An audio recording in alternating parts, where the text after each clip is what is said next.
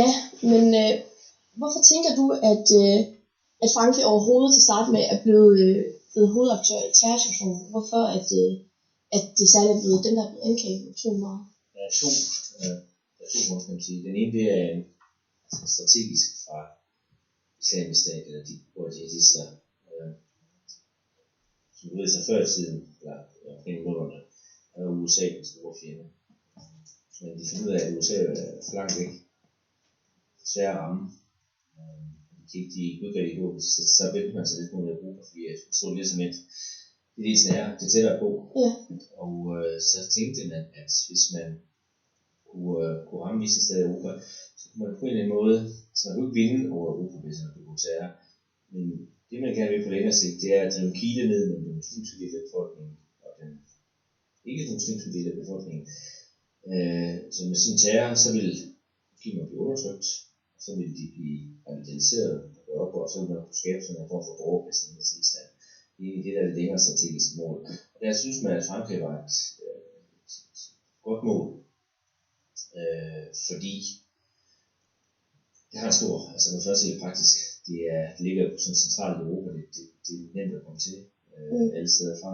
Der er mange muslimer i Frankrig i forvejen. Ja. Der er mange, sådan, hvad skal man sige, forholdsvis marginaliserede muslimer i forvejen. Ja.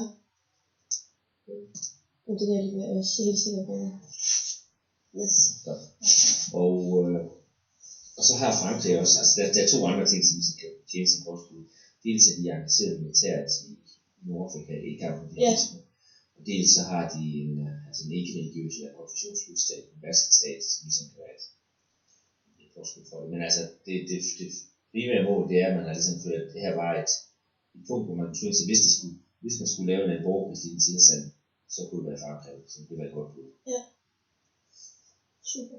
Så det er både noget med kolonirelationer at gøre, men du tænker ikke, det særligt har noget med værdigrundlaget i Frankrig? Altså. Jeg tror, værdigrundlaget i Frankrig tæller mere som et påskud. Ja, altså det her med ytringsfrihed. Ja, og Frankrig har jo det er lidt anderledes, men altså staten blander sig principielt ikke i religion. Altså det er sådan, altså på den måde er Frankrig jo, modsat til Danmark og Frankrig, det er religiøse samfund, som så er staten er. Ja. Og det kan være, det er det, som man har tænkt, men jeg tror ikke, det er den reelle grund. Okay. Den reelle grund er simpelthen, at der er mange marginaliserede muslimer, som man har været i stand til at kunne være radikalisere. Okay. Så man har tænkt sig et strategisk mål, for at man kan fat i de, der kunne være. Altså, det er Frankrig ikke det eneste, man siger, der er jo andre lande, hvor man har forsøgt noget tilsvarende. Altså der er andre lande, altså Belgien. Ja. Danmark muligvis også. Altså Frankrig er større, og det har jo den ulempe for Frankrig, at der er sådan andre lande, altså for eksempel Belgien, at Frankrig har kunnet overvåge, hvad der foregik inden for landets grænser, men Bataclan i 30'erne sidste år, hvis de sådan samlet sig i Belgisk politi foregår, Belgisk politi er generelt ikke styr på en skid. Altså ligesom sådan ordning helt logistikken i Belgien, og så tage til Frankrig, og hurtigt at til Frankrig slå til. Ja. Så på den måde har Frankrig strukturelt lidt sværere ved at beskytte sig selv, end Danmark har for eksempel. De her mere kontrollerede grænser. Og det er sværere at komme til, når man har simpelthen fra et andet sted. Ja. Super.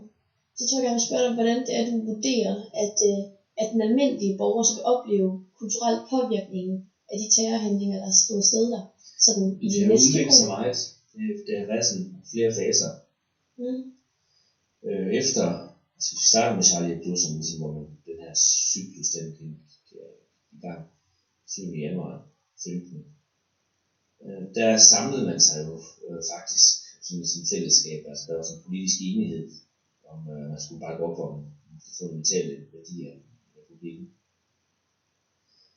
Der var sådan en stor march, og det blev egentlig den 11. januar umiddelbart efter, og sådan ret specielt. Den enighed, den er så, politisk, den er så faldet for hver gang der har været noget nyt. Så er det gået kortere og kortere tid til, at politiske, eller folk, der var i opposition til regeringen, de ligesom har prøvet at markere sig, så nu er det også rundt. Man kan sige, at den enighed, der var, den findes ikke længere. Så politisk så er der ikke nogen opbakning til nogen særlig linje. Så det har skabt uenighed med befolkningen. Så når det startede med at skabe enighed og fællesskab, Og man så er bekæmpe til ham. Ja, og jeg synes, at bakke op sådan, er sådan en symbolsk enhed, kan man sige også. Så den har ikke været til at se på det sidste. Altså, fordi altså, det ligger jo et stort pres på en selvkontrol, når man er ude til sådan en terror, der altså, det har man haft. Man har kunne reagere sundt på det i starten. Det bliver tiltagende sværere at ikke blive vred. Altså, og lave flere tiltag, sådan, altså du ja, altså mange sådan symbolske tiltag. Man kan se efter den 13. november sidste år, at der kom undtagelsestilstanden. Det var selvfølgelig en nødvendig ting, og det kan man godt begrunde. Men der var også nogle tiltag, som var sådan mere symbolske. Blandt andet med, at folk med dobbelt statsborgerskab, der var mistænkt for terror, skulle kunne udvises. Og det lyder jo sådan set fornuftigt nok. Problemet er jo bare, at så får du sådan 2 typer borgere i et land, hvor altså, der er ikke nogen lighed for loven. Altså, hvis du kommer derfra, så er der et retssystem, hvis du er derfra, så er der et andet retssystem. Og det er sådan, altså nærmest grundlovsstridigt i Frankrig. Så det forsøgte man at gennemføre, så tid til at finde ud af, at det ikke kan altså. Og det er sådan et tiltag, som egentlig var med meget symbolsk karakter i det.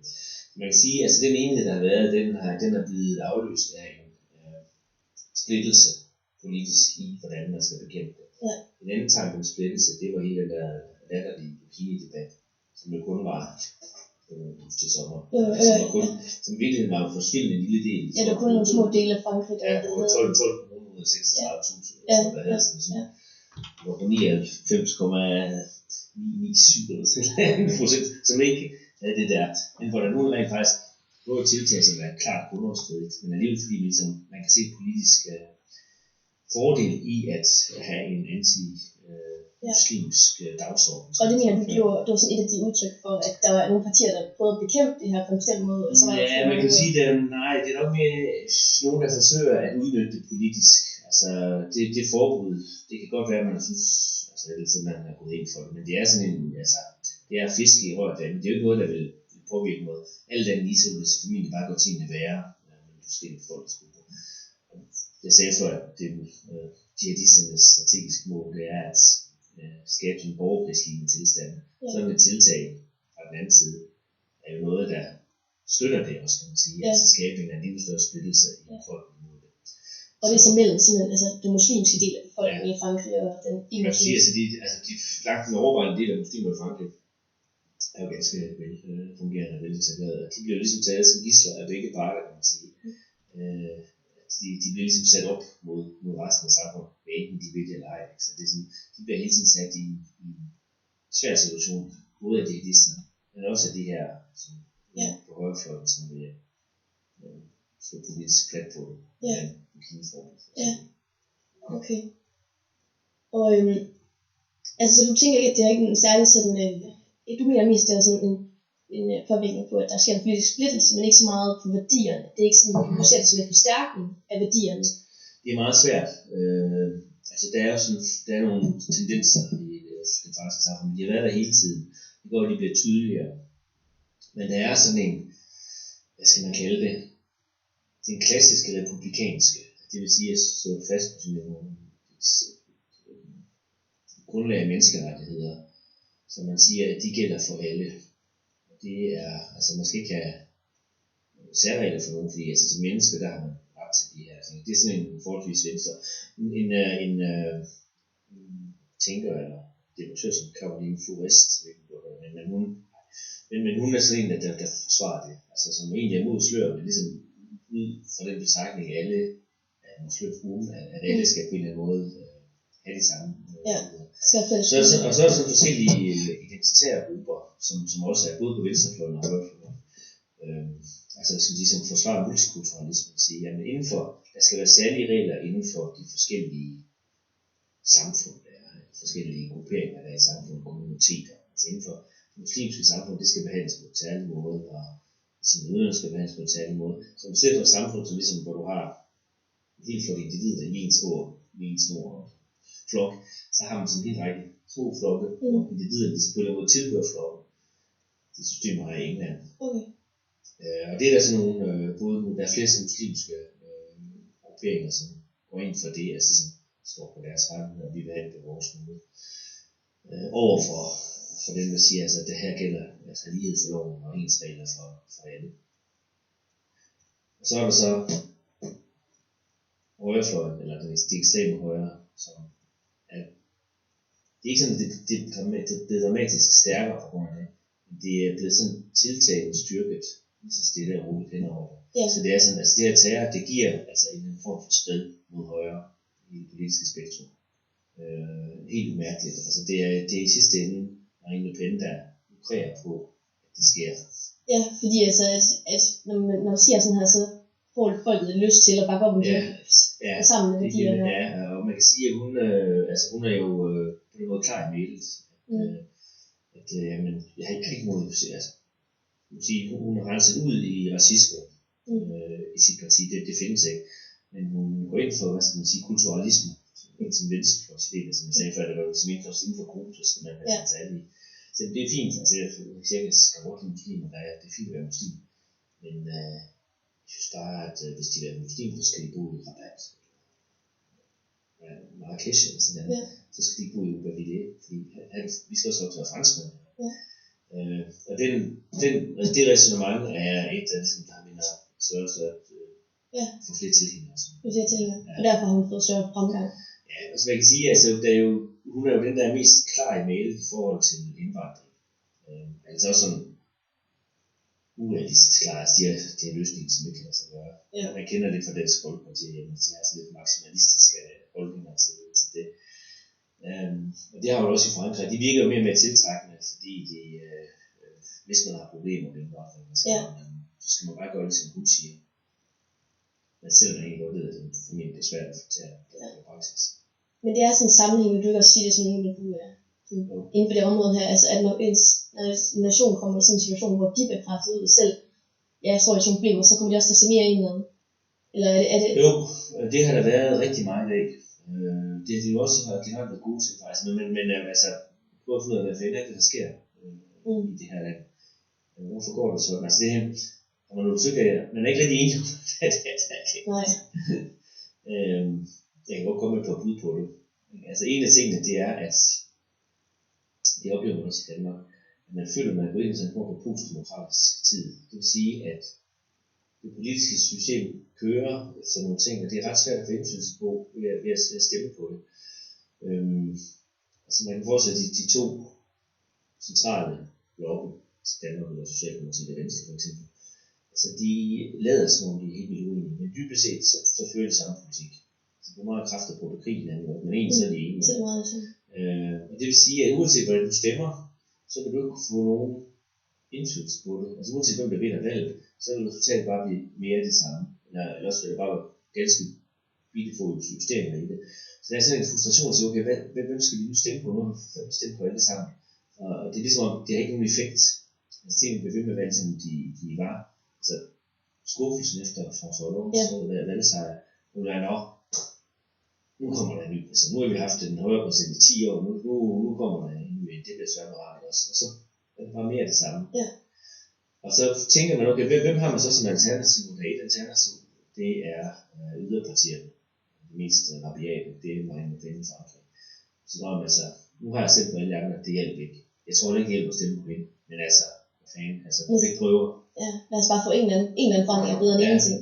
Ja, altså man sender et signal, så man ved egentlig godt, at det er måske en dum idé på den side. Så man ikke måske stemmer de steder efter den politik, som de fremfører, men bare for at komme i den retning. Altså bare altså for at få skuffelse over for de andre, og afmagt over, at man på en eller anden måde ikke har, altså der er sådan ret tydeligt sens i befolkningen, hvor man gerne vil hen med. Men det bliver ikke fuldt op. Det politiske, og det kan man jo også finde det samme i Danmark, ikke? Altså den økonomiske politik, det kører som i et spor, og folk de vil egentlig noget andet, men det er ligesom lige meget, at folk vil ikke også, fordi de beslutter bare af andre grunde at gøre noget andet. Selv ved dom for eksempel, som godt holder til den anden, der føles en anden logik, som ikke har noget med demokrati at gøre, men Okay. Men tænker du så også, at gøre i forhold til sådan, altså segregation, når du taler om, at det her med, at de egentlig prøver at få fat i, altså, skæbnen af borgerkrig, tror der kommer til at komme en højere grad opdeling også i Frankrig, altså mellem de her grupper. Ja, det er der sket. Altså, jeg boede i Frankrig i 90'erne, Og hvor jeg selv havde oplevelsen af så meget integreret samfund. Altså jeg havde selv en flok tunesiske venner, som også altså, så må man egentlig tænke om, altså, jeg vidste godt, det kom fra Tunesien, men altså uden at tænke videre over det. Og da Frankrig blev verdensmester i 98 i fodbold, der havde man det der sådan, meget blandede landshold, sorte og araber og hvide franskmænd, som var ligesom var et symbol på sådan en form for europæisk handkombination. Så okay, det kan godt fungere sammen her. Se hvor meget succes man kan have ved at arbejde sammen. Og den drøm, man havde om det der velfungerende integration og samarbejde, den er gået tabt nu. Altså det er simpelthen siden da, at det kun gået tilbage. De muslimske samfund, en stor del af det, har trukket sig og blevet meget mere identitetsfælles. Ja, men så søger tilbage til en muslimsk identitet, at de søger meningen med, hvad skal man sige, at den måde, deres liv skal fungere på, er ikke ved at integrere sig, altså tage en uddannelse på arbejdsmarkedet, men i rødderne i deres muslimske identitet. Der er stadig mange skoler, som arbejder helt almindeligt, naturligvis. Men der er en klar tendens mod sådan en søge tilbage mod særligt. Der er mange flere, der og måske er der mange flere, der går med slør, der er mange flere, der altså, det er sådan en identitetspolitik, altså som søger tilbage, og det er ikke uligheder. Og Frankrig som en samlet nation. Ja. Frankrig er ikke, generelt som den måde Frankrig er bygget på, det er en politisk stat. Altså på den måde, at det er et projekt. Og altså det, der skaber nationen i Frankrig, det er, at man er enige om projektet. Så man er enige om værdierne. Ja. Så Tyskland og Danmark, som det er den samme situation, vi har, det kan jeg ikke få et form for en etnisk nation, eller det, der skaber danskhed, det er fælles historie, fælles sprog. Altså det er sådan noget, man ligesom er, hvem man er. Men i Frankrig er det en efter revolution, der er et valg. Altså folk, man kan blive fransk, hvis man kan igen for de fransk. Det er ligesom en USA. Ja. Det er lige meget, hvor du kommer fra, bare du er med på projektet. Ja. Og den nationsmodel, den bliver sat enormt meget under pres, så det har får sådan en etnisk nationalisme, som lukker sig ude for fællesskabet. De har ikke nogen plads i sådan en nation. Så de giver nogle fordi de ikke har nogen plads inden for de her værdier her, altså. Jamen altså, fordi de eksplicit siger, jamen vi er ikke med på det her. Ja. Vi er ikke med på de her værdier. Vi er ikke med på det her projekt. Vi er uenige i det her projekt. Ja. Altså så, okay, jamen så har jeg sådan set noget at gøre. Ja. Altså, det er sådan, er det et sammenstød?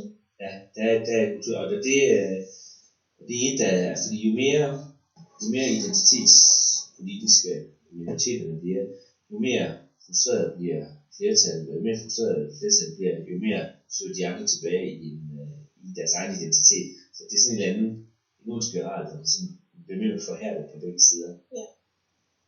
Det er i hvert fald gået tilbage de sidste 15 år, kan man se. Så det bliver mere sådan en polaritet. Ja. Okay. Men i forhold til, hvordan tror du så, at den politiske udvikling, den vil udvikle sig i de kommende år? I forhold til, hvordan der kommer mere? Det vil gå i lydet. Det tror jeg. Det går rigtig skidt. Jeg kan sige, at hvis man ser på de traditionelle partier, så har venstrefløjen i Frankrig er ved at gå selvmord, kan man sige. Ja. Det er virkelig, om Socialistpartiet vil overleve næste præsidentvalg af 20'erne. Og det går ikke på, hvor meget de taber. Hvis de taber stort, så vil der ske noget nyt. Det går, at de kan samle sig selv op, hvis de taber. Ikke så stort. Men altså, den ligger i ruinen. Der er en kæmpe identitetskrise og legitimitetskrise på venstrefløjen.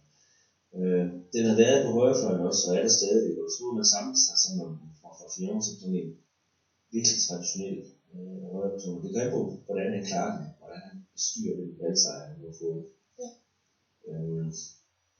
Men problemet er, at Marine Le Pen ligger og vokser. Det franske partisystem, eller valgsystem, er en af grundene til, at det går skidt. Det er sådan et topartisystem, som vi kender fra USA. Når der er højre og venstre, så grupperer de sig til højre og venstre til venstre, så slås man her, så vinder den ene part. Men det er blevet forstyrret, og det er faktisk blevet ødelagt af, at Marine Le Pen nu kommer med sådan en tredje styrke der, og ligesom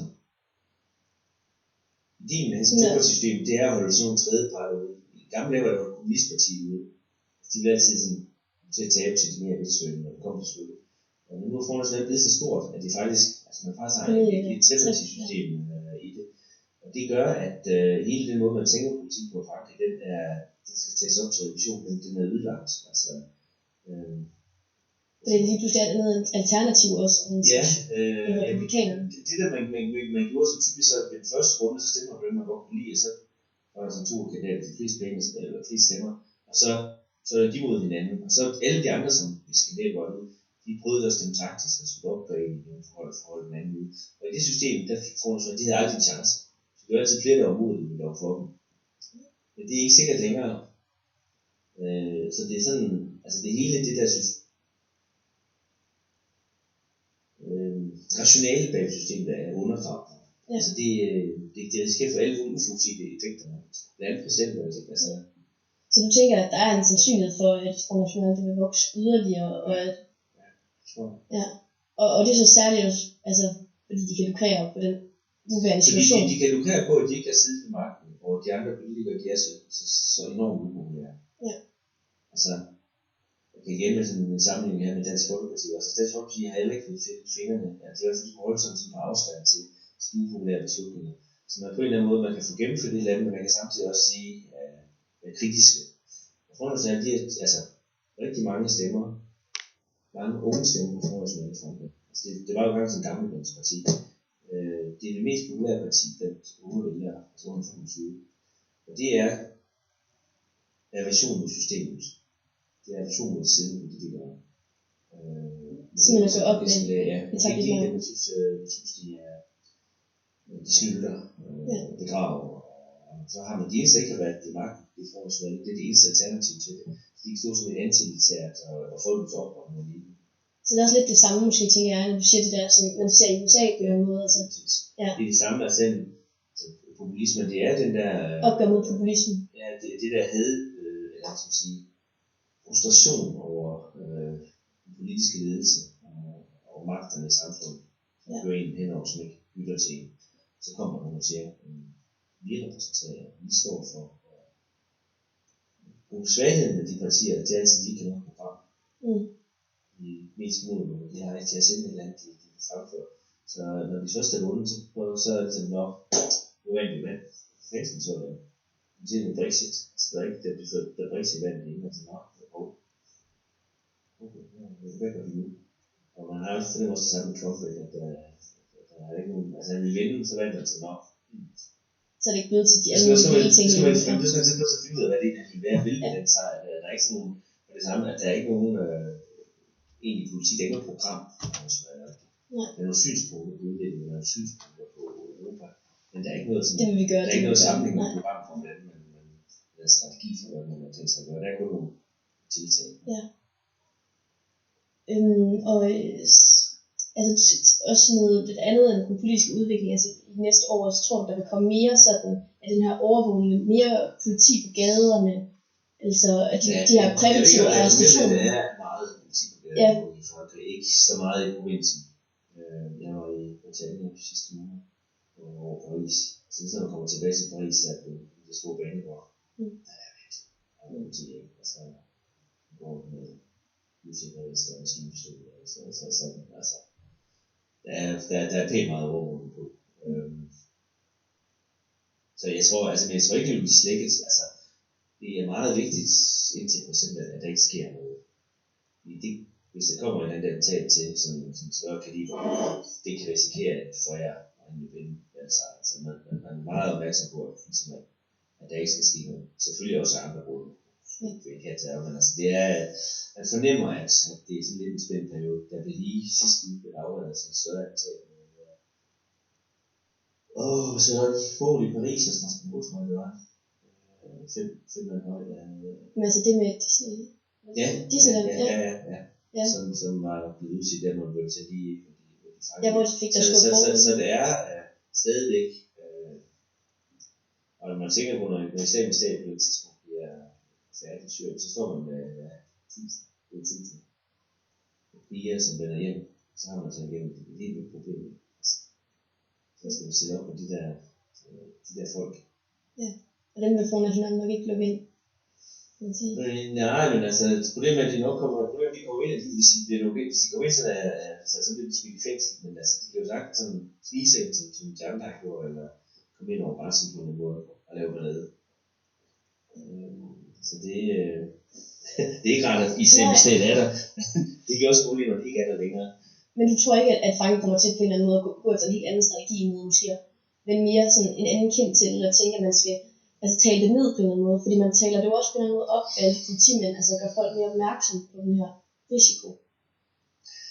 Jeg tror, at i starten, altså det var så meget tydeligt efter den 13. november, at folk de prøvede, at vi lever vores liv, som vi plejer. Og jeg har været i Paris flere gange efter, det er også, altså, det gør de også, altså folk de går på arbejde og tager med sammen, så det er ikke sådan, man har ændret det land. Men man kan bare fornemme, at der er et eller andet, en usikkerhed, synes jeg, som er der ikke. Altså det er jo helt naturligt, ikke? Altså, før i tiden, terror har typisk haft sådan nogle symbolske særlige mål. Altså enten rammer man en befolkningsgruppe, eller man vil ramme. Der var nogle armenske terrorister i 80'erne, som sprængte en bombe i en lufthavn, altså Turkish Airlines. Men der var altså en anden grund til, at den bombe sprang over for dem også. Enten kunne ikke give jøderne, men også kunne ikke give tyrkerne også. Altså, der var hele tiden en eller anden politisk grund. Man kan godt forstå, hvorfor det var dem, der. Men lige præcis nu er det sådan set alle. Altså alle er potentielle. Så i Blue var sådan, at de udpeget, fordi de var fattige, nogen har sagt på profeten. Men de senere, der er det bare alle jo. Altså alle er potentielle mål for den, så man kan ikke sige, der er ikke nogen grund til, at det bliver dig eller ikke dig, fordi det er bare nogen, der bevæger sig med Nice til attentatet i sommer. Jeg tror, at næsten en tredjedel af offerne var muslimer selv, som havde været der. Så det er sådan, det der med, at man virkelig, altså det vil ramme fuldstændig tilfældigt. Ja. Det skaber altså en ja, altså, men der er også sket noget i befolkningen, fordi i de der attentater i 80'erne tidligere, altså det har jo talt mod Turkish Airlines i Orly. Altså 2 timer efter, der fløj flyet som normalt igen. Altså det ville bare ske i dag, der ville det hele blive lukket ned dagvis, ikke? Altså det er ikke noget også mere. Der vil man ikke ja. Men altså, synes du, at Frankrig skulle håndtere sig i forhold til det der med, om man bare lader flyet flyve igen, eller om man holder dem lukket i 4 dage? Altså, synes du, at Frankrig kunne håndtere situationen på en bestemt måde for at have forbedret situationen? Eller? Jeg ved ikke. Det er, altså, der er nogle krav. Altså, der er nogle krav om effektivitet i politiet. Det kan man sige, det er en ting. Der er kun en vej. Det betyder, at vi er nødt til at styre på. Vi er nødt til at finde ud af, hvordan vi kan efterretningstjenesten til at fungere. Og så er der sådan de symbolske ting, som man skal gøre. Altså, man skal også have, folk skal jo have en fornemmelse af, at der er styr på det. Også selvom man måske ikke er styr på det. Men altså, det er vigtigt, at folk så okay, jamen det er noget, for vores efterretningstjeneste har styr på. Og man er nødt til at give indtryk af, at der er styr på det. Og det Franskmænd har generelt styr på det. Men altså, der er så mange efterhånden. Og trusserne, de er så... Det er godt organiseret. Altså det der 13. november, det er sådan, det er planlagt gennem lang tid, og der er mange kæder af folk, som gemmer sig bag hinanden, og så har det ikke adresser og sådan noget. Så det er kompliceret, men det er de nødt til at sige, okay, vi har sådan nogle styr på det. Jeg tror ikke, der er så meget andet, der kan gøre. Altså, jeg synes ikke, at det er mere fordelagtigt, at man på en eller anden måde tæller det ned, altså giver man ikke mere terroristerne mere magt, også på en eller anden måde ved at skabe den her frygt for dem. Det er vel også det, de gerne vil have til jer. Problemet er, at hvis du har et enkelt som terrorhandling, så kan du godt, altså ligesom en bekrudt, så det har man sagt på den måde. Altså, jeg tænker ikke over til sig, metroen eller andet også. Det skete. Men hvis det sådan bliver, hvis det sker sådan 3, 4, 5 gange, altså, så begynder det ligesom at sætte sig som en eller anden op. Det er en ting, som du lever med, og som kan være. Men det er jo det med altså, en by som Paris, omkring Bataclan, det er ikke, der er sådan en undersøgelse, hvem der kender nogen, der bliver slået ihjel. Men altså, man kan sige, stort set alle i Paris kender en, der kender en, der bliver slået ihjel. Altså sådan, i andet led, der har de alle sammen, altså jeg kender flere, der kender nogen, der bliver slået ihjel. Altså, undervisere i Frankrig, og vi studerende bliver skudt. Så det er noget, man føler ligesom rammer alle. Og på den måde så er det meget mere slående, så det er svært ligesom at herfra at tage ned. Og ikke gå helt i forsvars med alle. Ja, og man ved jo, det er der, og man ved, at det vil ske igen på en eller anden måde. Så det ligger som sådan en anden, på måde som jeg synes ikke, at man har set før, som sådan en form for bevidsthed baghoved. Så det er også noget, du synes, man skal fortsætte med så fremadrettet, at man er nødt til at tage de her mange sikkerhedsforanstaltninger med meget politi, og også det, som Boulogne taler om i sin tale. Ja. Efter Nice med masser af gendarmer og politifolk. Og... Altså, sagen er jo lidt, at det er jo mest det usynlige, som er det effektive i det. Så det er efterretningsarbejde, som er virkelig effektivt, som man ikke ser. Altså, der er noget, som befolkningen skal se, så det kan trykke, det er den der vogn der også, men som egentlig ikke er særlig effektivt, det går bare under. Altså, ligesom der står, hvis du går ind på Hotelgade, så er der en politibil foran noget. Politifolk får en synagoge, og det ser jo sådan set, selvfølgelig må ikke der er styr på det også, men det er ikke sådan specielt effektivt terrorbekæmpelse. Det er bare sådan en ting, som folk kan se på, sådan en ting ser ud. Og bagved, så skal man så have nogen, som virkelig er effektive. Som formentlig også er blevet mere effektive siden Charlie Hebdo, som har fået flere midler til at bekæmpe terror. Okay. Ja, men altså lige, jeg vil egentlig helst gerne høre dig tale sådan lidt om det politiske, så lige den sidste tid, jeg vil få. Ja. Altså, ja, selvfølgelig. Ja, altså om, hvad det er for nogle, de bevægelser, du synes, hvornår det er, man har set de bevægelser, man har set med, at der er sket en større tilslutning til Front National, og altså hvordan det politiske billede, din holdning til det politiske billede som generelt i Frankrig? Der er flere ting, altså terroren er kun en del af det. Jeg tror egentlig ikke, den er konsolideret Front National som politisk bevægelse. Men den politiske udvikling er sådan set ikke blevet påvirket særlig meget af terroren. Så man har ikke så kunne konstatere efter terrorhandlingerne nogle særlige forandringer som umiddelbart efter. Udover som lovgivningsmæssige...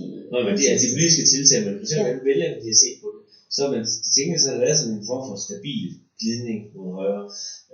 François Hollande, han i de første, han har faktisk håndteret det meget fint, som statsminister sagt, det er samlende, og fik især efter de første 2 attentater sådan forholdsvis pæn opbakning efter det. Og var nede, og så har han nu pludselig op på 44% af dem igen og sådan noget. Fordi altså, man egentlig synes, at det håndterede han meget fint. Han sagde det, skulle siges. Og han gjorde det, der skulle gøres. Men det er sådan en kortvarig effekt. Fordi så vælger økonomien sig, og så vælger de dagligdags sig igen. Så man ikke er klar til det. Så man kan sige, det er ikke sådan noget, der er ikke sådan en game changer i det. Så man siger, at nu stemmer alle sammen på det i stedet for. Det gør de ikke. Men de har sådan lidt, altså mentaliteten ændrer sig langsomt. Og der er sådan et pres på dem med sådan en lidt mere intolerans og protektionistisk og national dagsorden. Ja. Det er ret tydeligt. Men ser man også, at de socialistiske partier, altså den venstrefløj, de begynder at trække lidt over i det her, for så at fange nogle af de her vælgere her? Eller synes du, at de står fast? Venstrefløjen er delt. Socialistpartiet trækker klart på højre. Den franske premierminister Manuel Valls, som ligesom har været premierminister med det her, er sådan en værdikriger. Han er sådan, at han er sådan en forholdsvis skarp i mailet over for det der. Så der har han været ligesom meget til højre som højrefløj. Men der er sådan en anden venstrefløj, som er ligesom den der multikulturelle venstrefløj. Så det er altså venstrefløjen simpelthen delt i det her spørgsmål. Okay. Så der er dem, der er gået mere i den? Ja, der er nogen, hvor du ikke kan se forskel på, om det vil være Sarkozy's gamle parti eller Socialistpartiet. Og så er der så de andre, altså, som i Danmark vil være sådan enhedslistetyper. Det er jo sådan den der kanær der, som siger, at det er også fordi, altså uden muslimer, det er derfor, det er også siger. Ja. Og de har ikke lige så stor tilslutning, de har en tilslutning, som svarer til enhedslisten i Danmark. Ja. Altså, de ligger som de har så lille tilslutning, at de aldrig kan kommentere det. Og komme på tale sådan. Nej, de kan kun komme på tale, hvis de bliver allieret med den anden venstrefløj. Men de er så uvenner nu, så det sker nok ikke i den her runde i hvert fald. Så det mest sådan revolutionerende, man kan sige, det er måske så Front Nationals Man kan sige sådan, hvis man ser ud over det politiske, sådan rent mentalt landskab, så er Frankrig verdens ulykkeligste land. ligesom Danmark, det bliver sådan, danskerne, de er verdens lykkeligste mennesker. Så er franskmænd jo verdens ulykkeligste mennesker. Nej, det passer ikke helt. Men altså sådan veludviklede stater er de meget, meget mere triste end danskerne er. Man har lavet sådan en undersøgelse af Frankrig. Danmark har brugt meget, fordi det er ligesom et spejlbillede, som franskmænd kommer op for sig selv og siger, hvordan kan de finde det? Det er et sted, så franskmænd har også en velfærdsstat. Det er også altså sociale ligheder og sådan noget. Hvordan kan være danskere, de kan finde ud af andre, og de ikke kan? Hvad er det galt med os? Man har undersøgt, hvis man havde en franskmand og en ikke-franskmand, samme tidspunkt i livet, og lige rige, og samme helbred, så jeg tænker, at franskmand er markant mere pessimistisk med hensyn til sin fremtid i forhold til andre. Så der er et eller andet, og de er især pessimistisk i forhold til landet som sådan skæbne. Altså man helt godt have det selv, personen er fint. Men hvis det ser som hvordan ser du som på fremtid, så er det alle sammen skeptiske politiske. Så der er et eller andet særligt fransk, altså en eller anden deklinisme, så hvad fanden er det egentlig? Ja. Fordi at de har oplevet problemer med altså. Ja, man kan også sige, at altså, de er jo relativt, så har de også mistet magt og anseelse. Det er måske også derfor, altså det er stadigvæk en stor spiller, hvor de mange både militært og økonomisk. Ja, fordi det synes jeg læser du noget af det, Marine Le Pen også talt meget for os, det her med at gøre Frankrig lidt mere til større magt igen. Altså,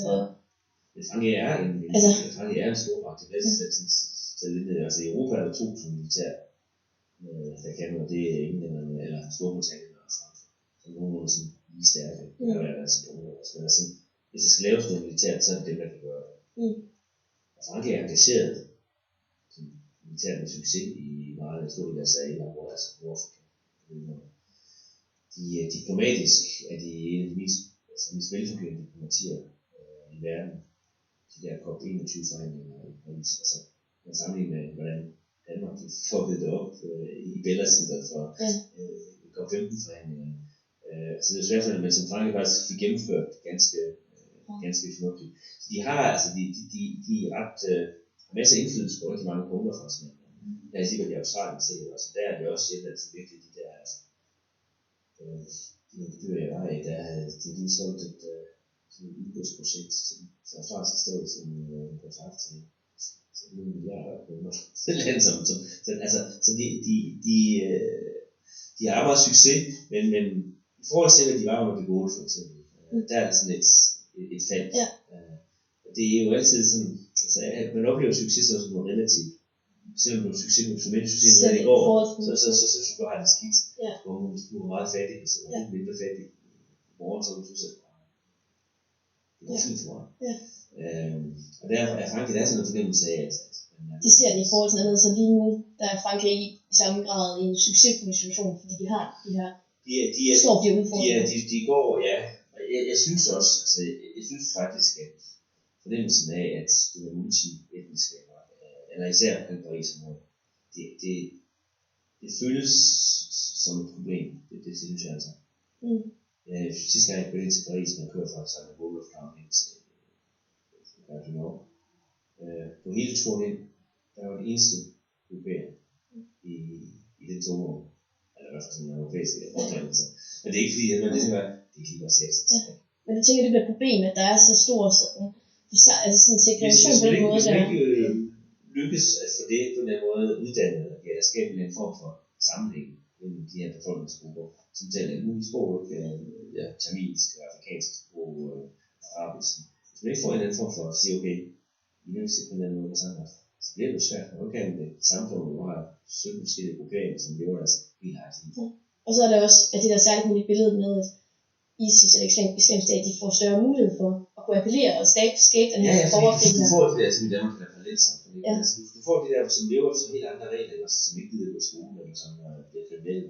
Altså, du får nogle steder, hvor du siger, okay, fint skal slå det. Og det synes jeg, at det har de ikke rigtig en helt god svar på, og det er der ikke rigtig nogen har en helt god svar på. Fordi det er simpelthen kommet så mange, at det ikke er sådan et spørgsmål til individet, men det er sådan hele områder, hvor det er et problem. Ja.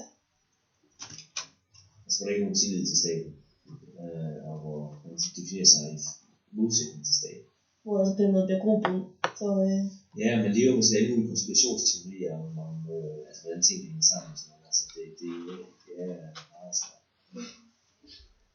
Hvis banker står for nogle problemer, Ja. det gør de. Og du mener, at det kan falde ud til flere forskellige sider med valget i 17? Altså, jeg er skeptisk. Jeg havde håbet lidt på, at det ville være vildt, fordi han havde sådan en lidt mere åben tilgang til det. Spørgsmålet er, altså Fillon, han er jo defineret som sådan en helt typisk konservativ værdighed og en superliberalistisk sådan meget Thatcher, kan man sige. Det er i hvert fald hans profil nu.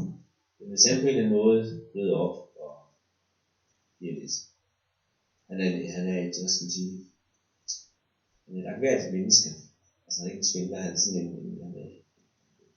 en pæn borger. Det kan godt være, at men det er et kæmpe ansvar. At det bliver ham i dom. Ja, det bliver det formentlig, han vurderer også. Altså, hvordan han vil kunne gøre noget godt for Frankrig. Det er det der spørgsmål. Ja. Altså, jeg kunne ikke valge til at Frankrig, det præsident. Det er det, der afgør det hele. Ja. Så det er enormt meget, der afhænger af personen. Det bliver spændende. Ja. Men jeg vil heller ikke holde dig hen længere, så jeg kan se, at den også er der, hvor du skulle... Det er fint, jeg bliver ikke noget. Men det er jo hyggeligt at tale med dig. Jamen det er jeg glad for. Altså hvis der er nogen